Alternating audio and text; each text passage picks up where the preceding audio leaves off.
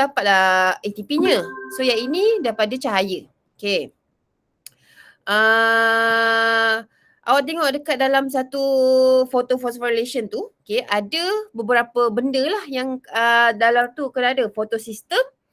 Ingatkan photosystem tu apa set dia. Dalam satu photosystem ada antenna complexesnya. Nampak ni? Antenna complexes ini. So antenna complexes tu yang warna hijau-hijau ini, bulat-bulat ini. Lepas tu yang warna hijau pekat ni yang ada P680 tu adalah dia punya reaction center. Okay, dan satu lagi benda yang dalam set photosystem ni adalah primary electron acceptor. Okay, setiap photosystem dia ada dua je sebenarnya. Photosystem 1 dengan photosystem 2 ada tiga-tiga benda ini. Okay. So, untuk non-cyclic, kamu tahu perkataan non-cyclic. Non-cyclic tu tak ada kitaran. Nanti kita akan bandingkan dengan yang cyclic. InsyaAllah kalau sempat lah. Sebab dah bazir masa tadi kan. Okay, so untuk yang ini, cuba awak baca dulu. Energy is transferred to the reaction centers. Awak baca ni dengan bayangkan penerangan semalam. Lepas ni kita akan tengok balik gambar yang tadi. Okay. So antenna complexes yang bulat-bulat hijau tadi tu. Absorb photon. Okay. Absorb tenaga cahaya lah. Lepas tu tenaga dipaskan, transfer to the reaction center. Pas. Ingat tak yang semalam saya cerita? Dia pas ke tengah. Okay. So pass, increase the energy level of electron in chlorophyll A. Yang chlorophyll A ni dekat yang P680 atau yang P700 tu. Yang ada chlorophyll A. Dua-dua ni tau. Dua-dua ni ada chlorophyll A. Okay, dua-dua ni ada chlorophyll A So, ingat kan dia pas. Lepas tu dia kumpul yang dekat yang ini. Yang P680 ni. Okay, P680 tu ada chlorophyll A. So bila cukup tenaganya, elektron akan excited. Dia akan teruja. Okay. Dia akan become photoactivated. Photoactivated maksudnya dia excite lah. So dalam proses photoactivation. Okay, mengaktifkan elektron dengan menggunakan cahaya. Tenaga cahaya. Foto ni cahaya lah. Okay. So excited electrons are received by primary electron acceptor. Elektron yang dah naik tadi tu, yang dah cukup tenaga, yang dah excited keluar tu akan diterima oleh primary electron acceptor. So electron derived from water photolysis neutralize the positively charged. Ingat tak yang saya cerita? Bila dia dah bagi elektron tu, negative charge dah keluar, yang chlorophyll A tu akan jadi positive charge yang ini. Positive charge. So siapa nak meneutralkan charge itu, nak jadikan dia ada positif dengan negatif? Elektron daripada air. Yang mengalami proses photolysis of water. Okay. So electrons are passed along a series of electron in ETC. Dia pass. Sepanjang dia pass tu, energy is released to bind ADP dengan PI dalam photophosphorylation untuk menghasilkan ATP. Okay. Sebab ADP campur dengan PI dapatlah 3 ATP. Adenosine triphosphate. Ni diphosphate 2. Faham Okay. So at the same time, photon nampak ni at the same time. Ingat tak yang semalam saya cerita? Dia berlaku serentak. Sekali. Satu tu naik, yang sebelah tu pun akan naik juga elektron dia. So dekat P700 pun elektron dia akan naik juga, akan teruja juga sebab cahaya bukannya akan pancar dekat satu belah daun yang tepi tu je. Yang dekat P680 je. Cahaya akan pancar keseluruhan daun. Semua tempat akan kena. Jadinya semua akan berlaku secara serentak lah. Electrons in reaction center, nampak ni? P700 are excited. So electron lost from P700 is replaced by electron from 680. So kiranya yang elektron daripada P700 ni akan digantikan oleh elektron daripada P680. Yang P680 tu akan digantikan oleh air. So the excited electron from P700 are received by primary electron acceptor. Lepas tu transfer in the ETC until sampai ferredoxin. So ferredoxin transfer the electron to NADP+. Dan NADP+ akan receive 2H membentuk NADPH.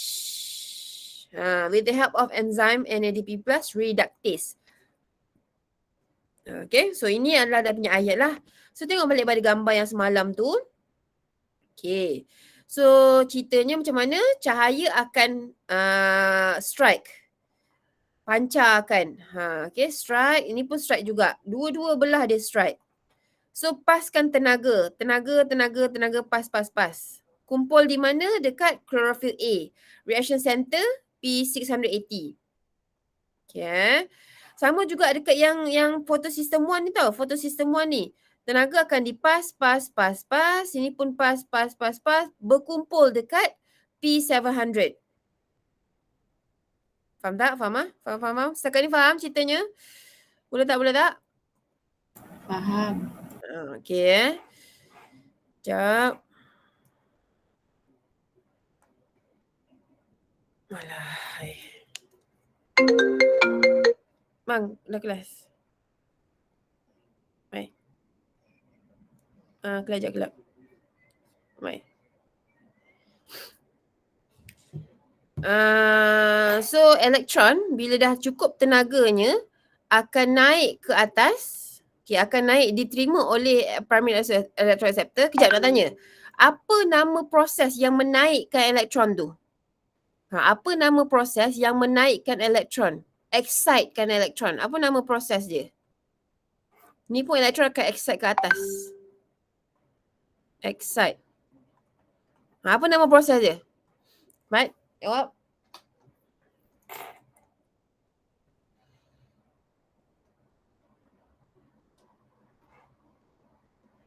Apa?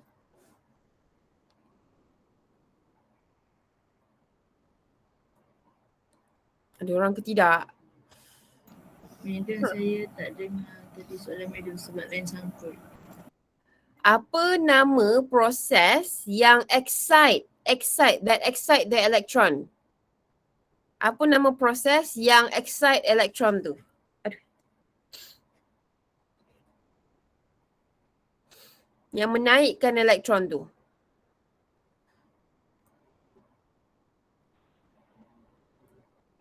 Dengar tak? Activation ke? Yes, betul. So nama proses yang menaikkan, yang melompatkan, yang mengexcitekan elektron tu adalah photoactivation. Kan saya kata dia mengaktifkan elektron. Mengaktifkan elektron dengan menggunakan tenaga cahaya lah. So ingat tau, proses yang mengexcitekan elektron tu adalah photoactivation. Okay. So sekarang elektron dah naik kat sini. Elektron pun kat sini sekarang. Dah tak adalah kat bawah ni kan. So saya padam ni supaya awak tak confuse, dia naik kan.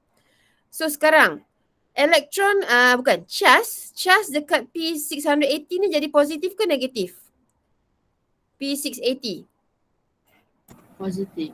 Okay, positif. Siapa yang akan meneutralkan positive charge tu? Siapa yang akan meneutralkan positive charge itu? H2O ke? Yes. So kalau soalan tanya,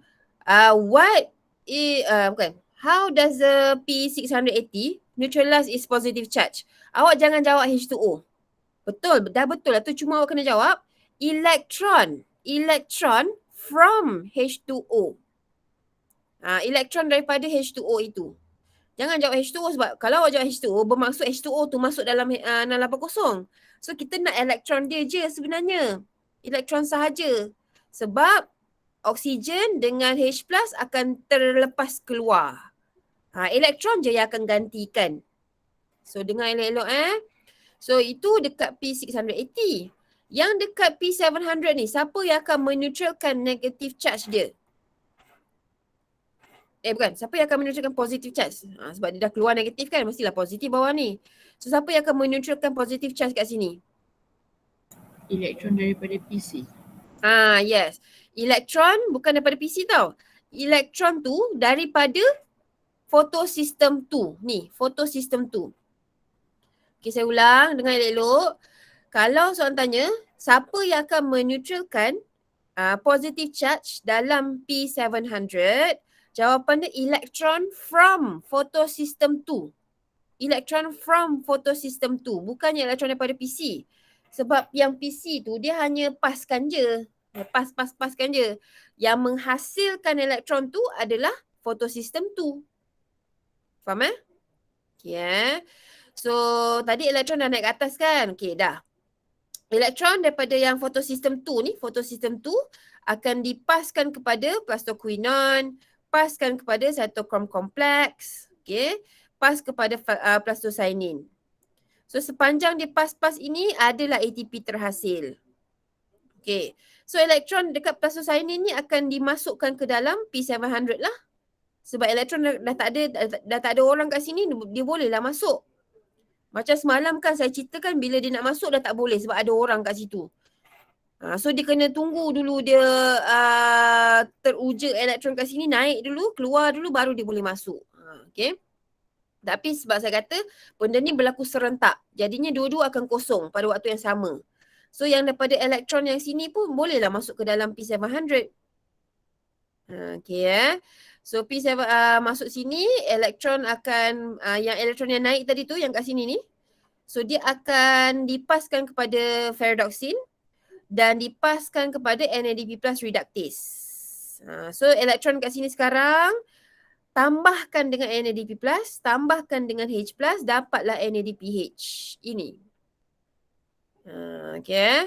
So NADPH plus H+. Okay, faham. Boleh tak faham tak? Ada apa nak tanya ke? Tanya. Saya tak tahu awak faham ke tidak tu ha. Sebab tak nampak muka satu. Tahu awak tak suara ha. Tak tahu awak nak okey ke tak ni ha. Boleh tak? Madam. Ha.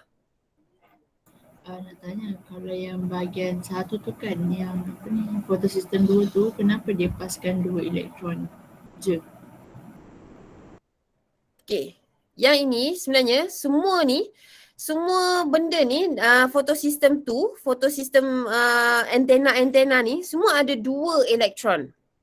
Tapi saya cerita sebenarnya satu je. Sebenarnya kalau dalam proses memang 2 elektron yang dipas. Sama juga sebenarnya dalam cellular respiration. Patah balik topik 5.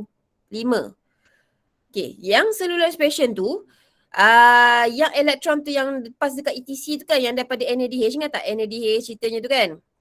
Dia paskan kepada complex 1. Nama dia apa tu kan? Lepas tu ada yang tu, lepas tu yang ni. So complex 3, lepas tu complex 4 ni kan. So sini yang dipas-pas tu sebenarnya 2 elektron. So 2 elektron. Kenapa 2 elektron? Sebab nanti dia akan dia akan diterima oleh siapa? Oksigen kan? Okay, dia akan terima oleh oksigen. Dia akan 2 elektron tambah oksigen tambah dengan 2 H+, baru dapat air, H2O. Okay, so untuk nak melengkapkan satu water, dia kena ada 2 elektron lah. Sebab tu daripada awal dia dah pas 2 elektron. Itu dalam contoh ni lah, cellular respiration. Berbalik kepada yang ini, dia memang kena 2 elektron dipaskan sebab satu, yang ni daripada air. Air ni bila pecah, dia dapat 2 H+, 2 oksigen, half, okay, dan 2 elektron. Memang ada 2 dalamnya. Okay, satu lagi reason kenapa kena 2 elektron, dekat sini, belakang ni NADPH ni. NADP+ ni kena tambah dengan 2 H+, dan tambah juga dengan 2 elektron, baru dapat NADPH plus H+. Macam tu. Faham tak? Okay. Lagi. So memang sebenarnya memang 2 elektron. Tapi dalam penerangan, awak just cakap elektron sahaja pun tak apa. Sebab awak tengok dalam ayat ni. Tak ada pun sebut 2 electrons. 2 elektron. Tak ada pun kan. So dalam penerangan, kalau dalam esay, just sebut elektron sahaja. Pun boleh. Okay, lagi. Boleh ke? Okay. Alright, so ini adalah non-cyclic. Mula di sini dan akhir di sini. Ini non-cyclic. Okay, bandingkan pula dengan cyclic. Apa ceritanya tu? So cyclic, ni. Mana gambar dia. Bolehlah kat sini lah. Okay, so kalau cyclic, dia akan mula pada photosystem pertama. Photosystem 1. Kalau non-cyclic daripada photosystem 2. Tengok perbezaan dia. Banyak dah sebenarnya perbezaan dia kalau awak perasan. Photosystem 1 bermula di mana light akan strike. Okay. So nanti elektron tu akan terima banyak tenaga. Elektron tu akan undergo photoactivation macam yang tadi tu kan. Photoactivation sama je. Okay. So elektron akan teruja naik ke atas. Elektron naik atas. Elektron ni akan dipas macam biasa. Paskan kepada ferredoxin. Okay, ferredoxin. Kau baca ayat ni kan. Mana ferredoxin? Dia tak cerita ni. Ferredoxin passes to electron ETC. Okay. Sekejap. Ayat ni. Okay, sekejap ni. So electrons are accepted by ferredoxin. Lepas tu ferredoxin akan pass kepada ETC. Okay, pass kepada ETC. Lepas tu electron continues down the redox chain. And then masuk balik sini. Dia tak cerita lah detail. Okay, macam ni. Tengok balik ni. Okay, fokus. Okay, so elektron akan diterima oleh primary electron acceptor kan kat sini. Lepas tu elektron tu akan dipaskan kepada ferredoxin. Betul kan? Macam biasa kan? Tapi elektron ni dia tak pergi kepada NAD+ reaktis. Dia akan patah balik ke cytochrome complex. Nampak tak beza dia? Okay, saya ulang. Untuk cyclic. Mula dekat photosystem 1. Okay, photosystem 1. Dia akan alami yang tu lah. Light strike, energy pass. Sampai ke chlorophyll A. Energy is high. Electron become excited. Dia akan alami photoactivation. Electron akan teruja ke atas and accepted by primary electron acceptor. Electron akan will be passed to ferredoxin, pass ke sini. Dan ferredoxin, the electron will then pass back to the cytochrome complex. Lepas tu elektron tu sekarang akan masuk ke, paskan kepada plastocyanin, masuk balik tempat dia. Nampak tak? Itulah dia cyclic dia. Kiranya naik sini je, pusing. Sini. Macam ni je. Nampak tak? Macam tu. Inilah dia cyclicnya. Faham tak? Anyone? Faham. Tahu. Yang lain okey tak ni? Hasya seorang je tu. Yang lain okey tak? Tak tahu, tak okey, beritahu terus. Okay, so cyclic adalah macam ni lah. So dia mula dekat situ dan dia akhir kat situ juga. Mula kat situ. Apa?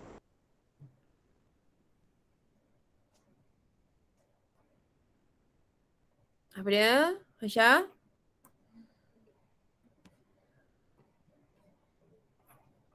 Saya tak dengar ke? Saya tak dengar. Nak tanya, dia berlaku cyclic sebab dia nak perbanyakkan elektron tu. Okey. Sekejap. Okey, faham sekejap. Proses, faham kan cyclic kan? Dia pusing situ. Apa punca utama apa kan? Sebab utama berlakunya cyclic ni. Awak perasan tak elektron tu lalu dekat mana? Lalu dekat sini kan?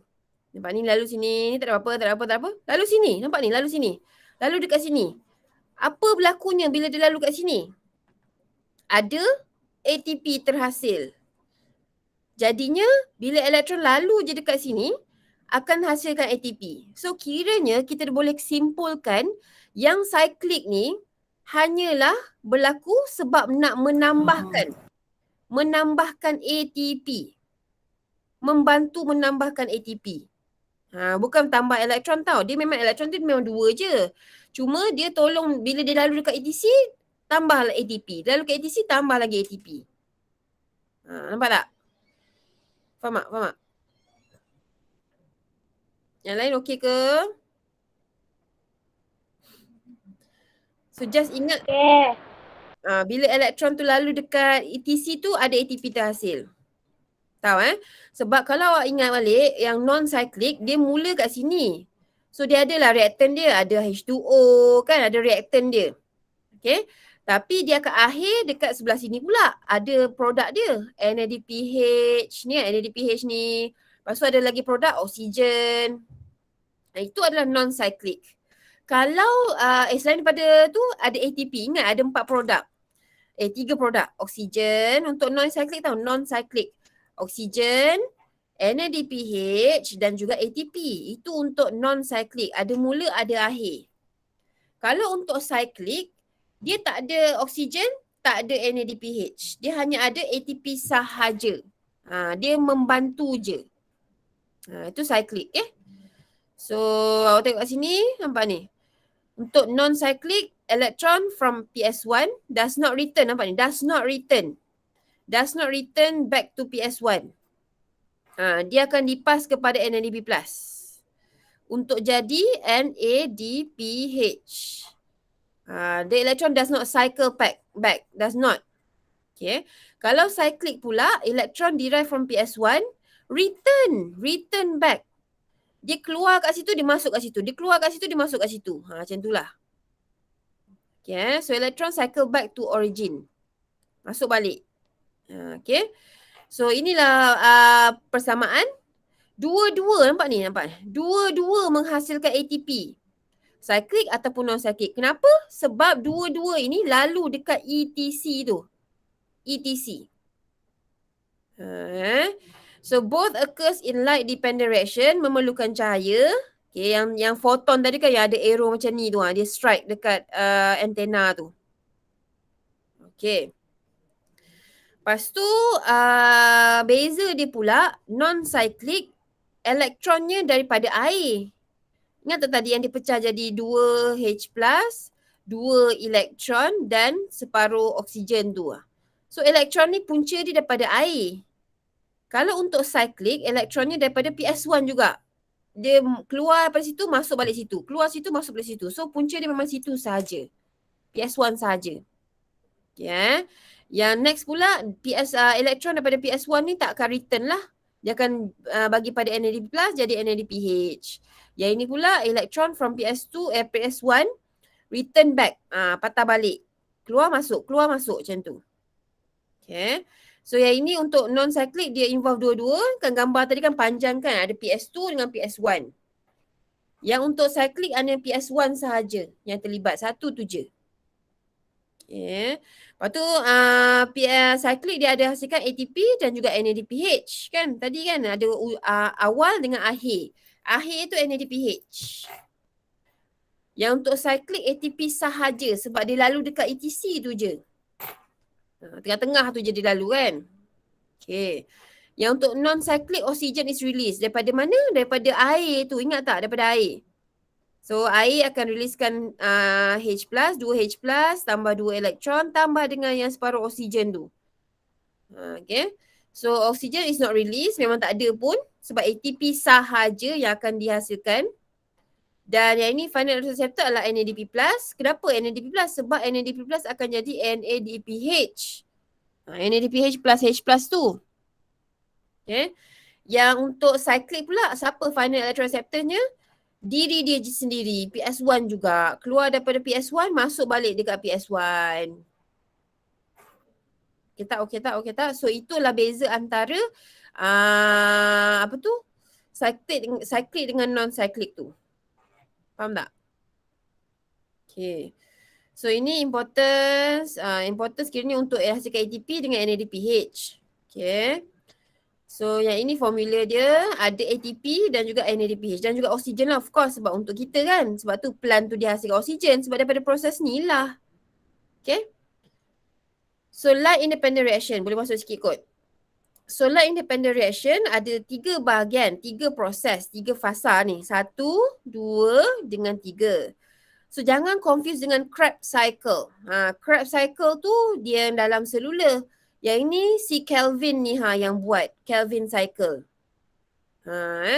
So dia berlaku dalam mana? Dekat stroma. Ingat balik dekat yang tadi yang cyclic dengan non-cyclic tu berlaku dekat thylakoid membrane.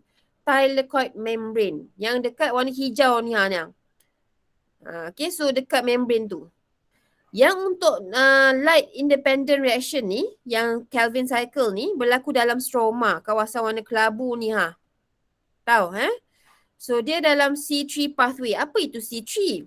C3 ni pokok yang biasa, yang normal, yang bukan macam pokok kaktus, yang bukan macam pokok tebu, bukan macam pokok nenas.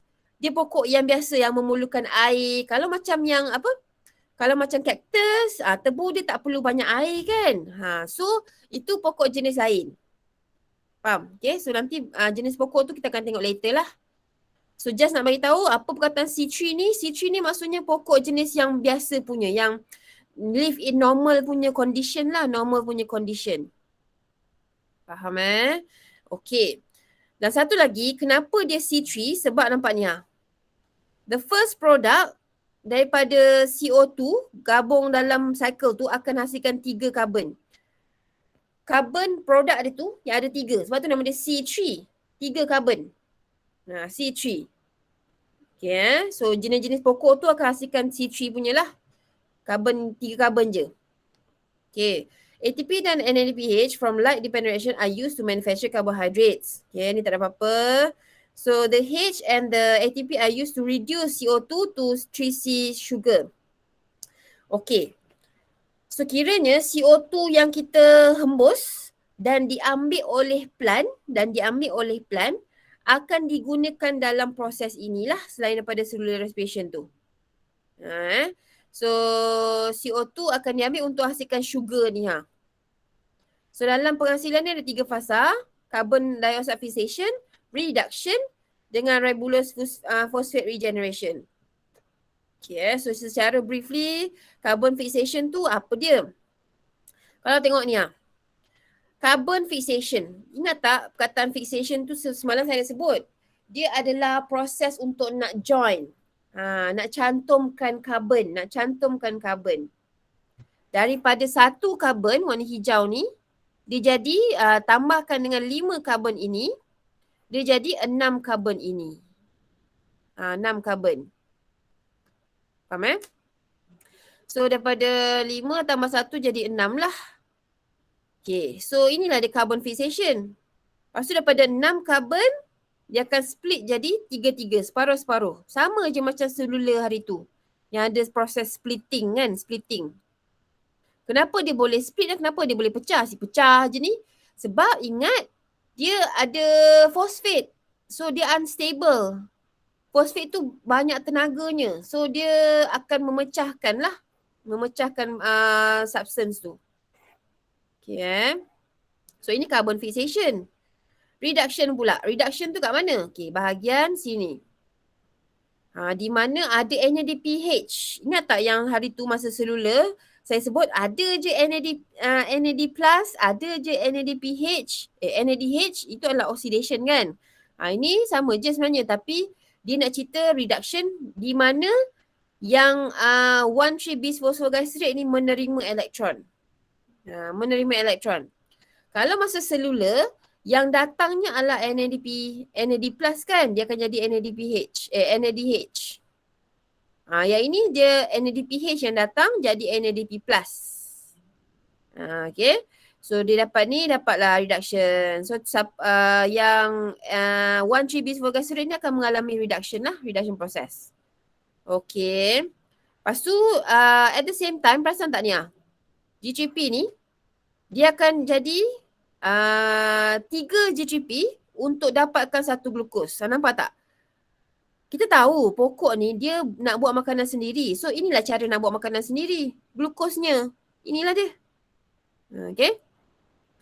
So dan last sekali adalah regeneration of RUBP. Di mana 3 tadi tu akan masuk, dia susun.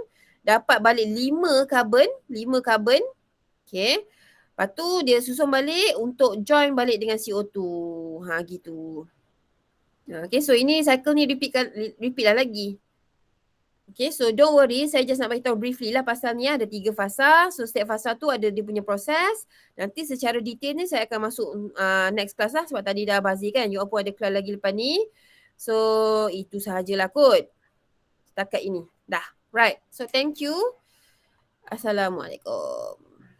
Itu je.